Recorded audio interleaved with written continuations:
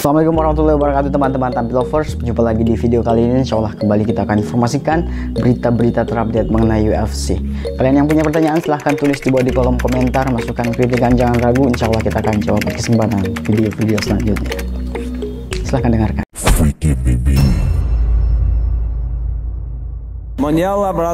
Insiden panas di UFC 322 kembali menjadi pembicaraan besar setelah rekan setim Islam Makhachev, Magomed Zainukov, yang akrab dipanggil Chenko, akhirnya angkat bicara mengenai alasan dirinya menghantam Dillon Danis dalam keributan di Madison Square Garden. Bagi Danis, ini mungkin momen yang ia inginkan selama bertahun-tahun. Sebuah pertarungan di ajang UFC. Namun sayangnya, bukan di dalam oktagon, melainkan di area penonton dan bukan melawan petarung resmi, melainkan menghadapi geng Dagestan yang sama sekali tidak terkesan dengan ulahnya. Danis, yang tengah menonton acara tersebut, terlibat dalam adu mulut dengan anggota tim Makhachev, sebelum akhirnya situasi memanas hingga berubah menjadi baku hantam. Keamanan langsung bergerak cepat, namun keributan singkat itu sudah cukup membuat Danis terseret keluar arena dan dilarang menghadiri acara UFC lagi. Dalam konferensi pers seusai acara, CEO UFC Dana White menjelaskan bahwa Danis ternyata duduk di tempat yang bukan miliknya. White mengaku sempat diberitahu mengenai hal itu, tetapi ia memilih untuk tidak mengusirnya. Tidak terpikir sama sekali olehku, kalau ternyata seluruh kelompok saudara Muslim sedang duduk di situ, ujar White. Begitu keributan pecah, White langsung tahu sumber masalahnya. Ia pun menjatuhkan larangan seumur hidup bagi Danis untuk menghadiri acara UFC. Namun, keterangan yang paling menarik justru datang dari Magomed Zainukov. Dalam wawancara bersama Red Corner MMA, ia memperlihatkan bekas darah pada buku-buku jarinya. Ada goresan di sini. Sepertinya giginya, aku juga memukul dengan bagian ini, jadi agak bengkak, ujarnya sambil menunjukkan tangannya. Zainukov memastikan bahwa Danis adalah satu-satunya target dalam keributan tersebut.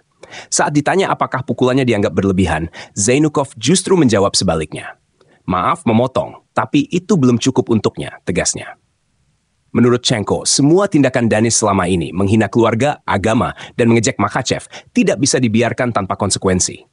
Ia menegaskan bahwa dalam budaya mereka, setiap kata memiliki nilai dan harus dipertanggungjawabkan. Hal seperti itu tidak dimaafkan. Kamu harus menjawab setiap kata. Mungkin bagi mereka hal itu biasa saja, tapi bagi kami, setiap kalimat adalah sesuatu yang sakral, lanjut Zainukov. Pernyataan itu langsung membuat publik paham bahwa keributan tersebut bukan sekadar adu emosi spontan, melainkan luapan dari akumulasi provokasi panjang yang dilakukan Danis terhadap komunitas Dagestan. Insiden ini langsung mengingatkan banyak orang pada perkelahian besar setelah pertarungan Khabib Nurmagomedov melawan Conor McGregor di tahun 2018. Saat itu, Khabib melompat keluar oktagon untuk mengejar Dillon Danis, yang kala itu merupakan bagian dari tim McGregor. Jejak sejarah itu jelas membuat hubungan kedua kubu tetap dipenuhi ketegangan hingga hari ini. Meskipun keributan kali ini menyebabkan gangguan besar dalam acara UFC 322, pihak UFC memutuskan untuk tidak menekan tuntutan hukum terhadap Danis. Namun publik menilai, nasib Danis di dunia MMA semakin suram. Peluang kecilnya untuk bisa masuk roster UFC kini benar-benar menguap. Larangan menghadiri acara UFC memang sudah dijatuhkan oleh pihak organisasi. Namun bagi Islam Makhachev sendiri, hukuman itu belum cukup.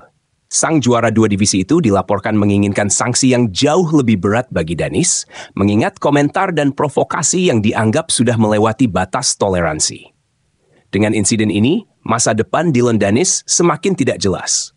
Bukan hanya reputasinya yang hancur, namun hubungannya dengan UFC tampaknya telah tertutup sepenuhnya.